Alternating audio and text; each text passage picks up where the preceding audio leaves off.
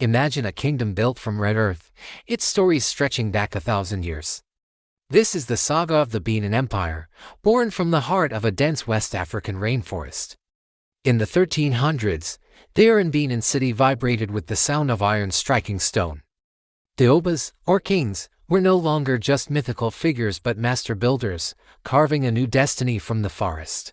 This era reached its peak in the mid-1400s with Oba the Great. He wasn't just a king, he was a visionary engineer.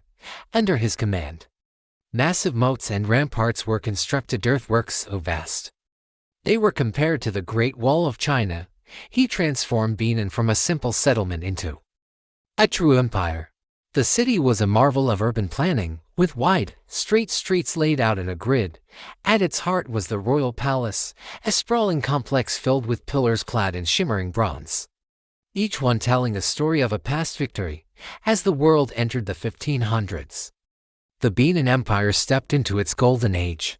This was the time of the legendary Benin Bronzes, a specialized guild of artisans. The Aaron one worked day and night. They mastered the lost wax casting technique, pouring molten metal into clay molds to forge breathtakingly intricate plaques and sculptures. These weren't just decorations, they were the empire's library. Its historical archives cast in eternal metal. When the first Portuguese explorers arrived, they were utterly astonished. They found a sophisticated city with streets lit by palm oil lamps.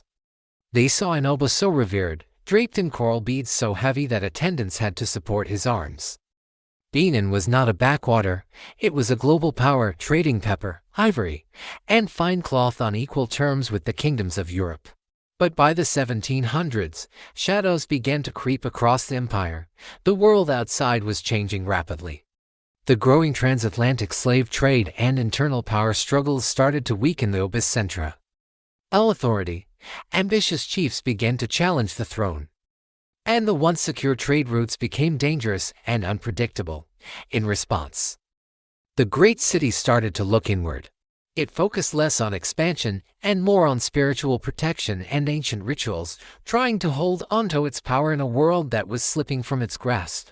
The vibrant trade began to slow, and the empire's global connections frayed. The end, when it came, was not a slow decline, but a sudden, fiery inferno. The late 1800s saw the rise of the British Empire, hungry for resources like palm oil and rubber. They wanted to monopolize trade in the region. Tensions boiled over in 1897 when a British diplomatic mission was attacked. The British response was swift and brutal. They launched what they called a punitive expedition. Soldiers armed with modern Maxim guns marched on Benin City. The Edo warriors fought back with incredible courage, but their spears and swords were no match for industrial-era weaponry. The city fell.